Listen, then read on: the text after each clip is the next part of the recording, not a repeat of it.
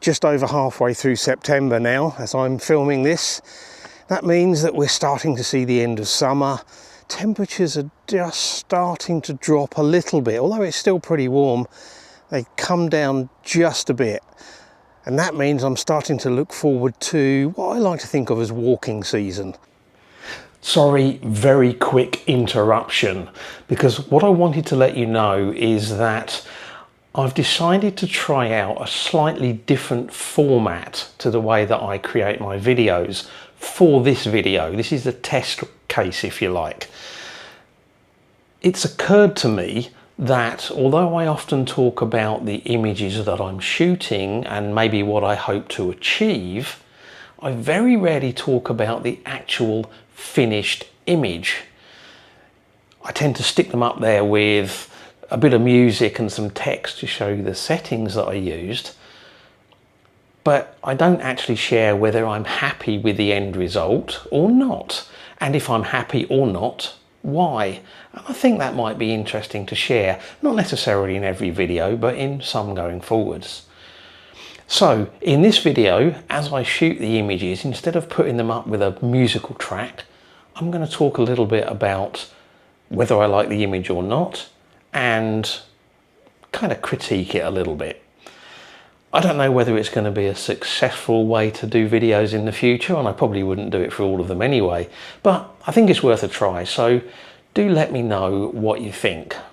Anyway, it's time for the intro, and then we'll be back out doing some photography.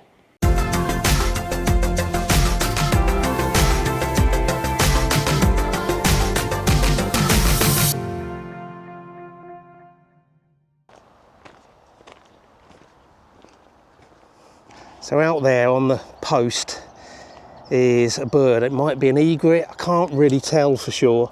I've got the 100 to 400 lens, 1.4 converter, and because it's bright sunlight and the bird is quite pale, I'm underexposing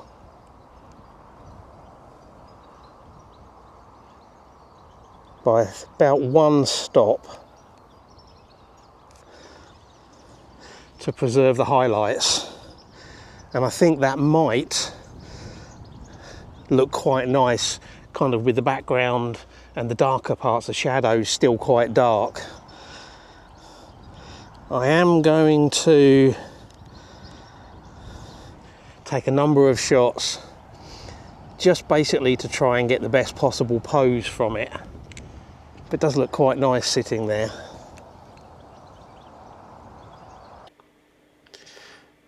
This was 1/1600th of a second, f9, ISO 200, one stop underexposed, which produced a nice contrasty image straight out of the camera, and I added to that a little bit in post.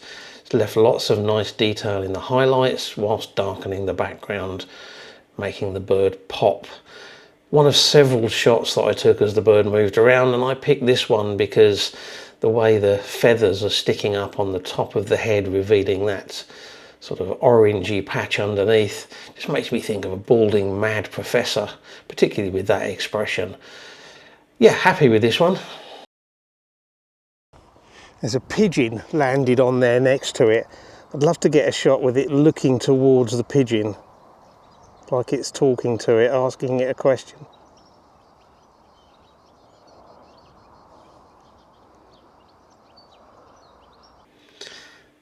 Had to shoot this one quite a bit brighter. It's only a third of a stop underexposed, and that was so that the pigeon wasn't too dark.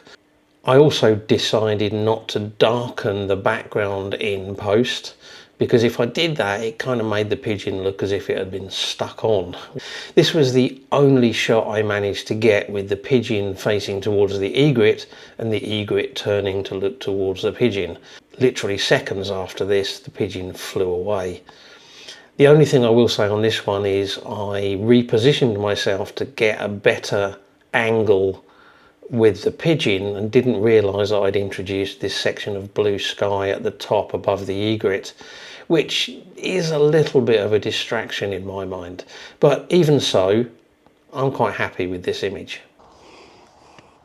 Pigeon's gone, but I just got, hopefully I might have got a shot of the whatever it is kind of scratching. If you'll pardon the pun, I'm on the fence with this one. The egret was scratching and twisting its head around and sticking its feathers up, and I quite like the sense of action. I quite like the detail and all the feathers sticking out.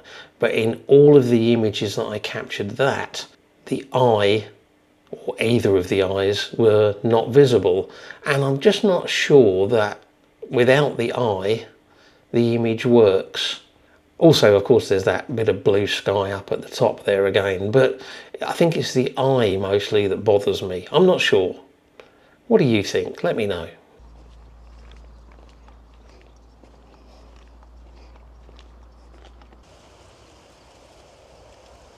My walk so far has taken me through some nice little rural roads, through a small village, and just over there behind me there's an industrial estate, and the walk is going to take me through there.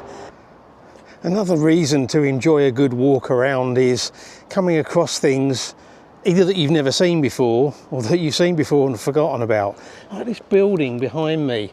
Now, I actually photographed this at least a year ago, maybe more. I did a kind of a fine art black and white style. But I'd kind of forgotten about it after that. Now, honestly, I don't think it's worth photographing today. I'm kind of thinking coming back and photographing this at blue hour, maybe on a cloudy day, because maybe they have some lights on, or maybe the reflections in the glass would be more interesting. I don't know.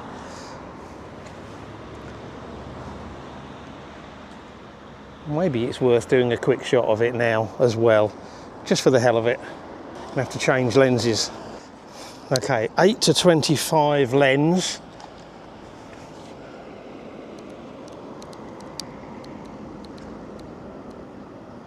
Vertical orientation.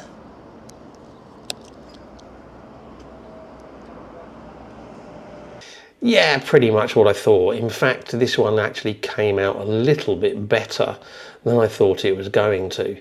The challenge is you've got a blue sky, which is reflecting in heavily blue tinted reflective glass windows, and I'm just not entirely convinced that it works.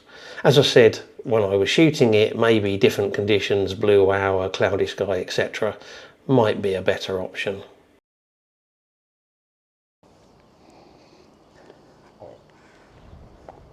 Quite interesting, there's on these fences, barbed wire, chain link, there's loads and loads of little snail shells. Whether there's living snails in there or not, I don't know. Some of them are individual, some of them are in little clusters. Maybe an individual one. Make sure I don't get too close. I guess this one was almost a proof of concept. I like the contrasts in it, I like the subtle detail in the shell itself and the dark background, but I don't think the snail shell itself is interesting enough to make this a really good image. It's okay, I'm not unhappy with it, but it's not brilliant. So I did actually go looking for something else, a different one to shoot. Quite an interesting one here with quite a nice pattern on it.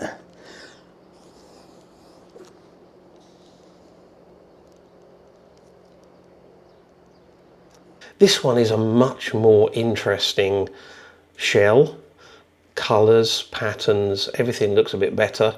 And I like the way I've managed to compose it with the shell kind of nestling into the joint in this rusty chain link fence. The only thing that I kind of wish I'd done is either close my aperture down a bit to get a little bit more depth of field, or maybe use the in-camera focus stacking, although that might have been a challenge with that lens combination, just because the far side of the shell is a little bit out of focus, or quite a bit out of focus actually. But all in all, I'm quite happy with that as a little image. Got some more egrets over there. There were 2 and 1, but then they've kind of split up into 3 and or 1 and 1 now, but it might be an idea to might be worth getting a shot of probably the one that's closest, and again underexposing it a bit to make sure that the highlights are secure.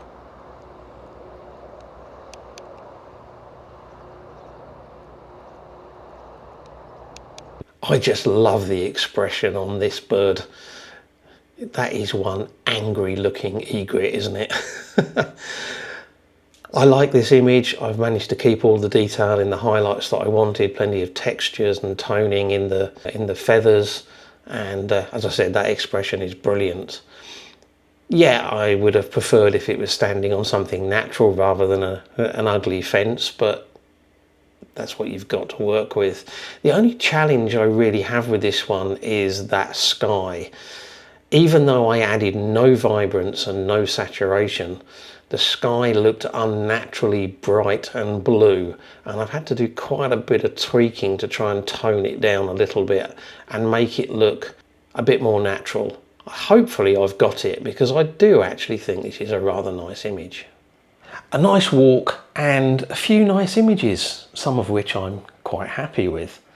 Did you like this format of video where I talk a bit more about the final image and tell you what I think about it? Do you agree with my assessment on the images that I've shown you? Let me know in the comments below, and I hope you've enjoyed this video. If you have, please give it a like, and if you're new here and you've enjoyed this and you want to see more of my stuff, don't forget to hit subscribe before you go. Thank you very much for watching, and until next week, bye.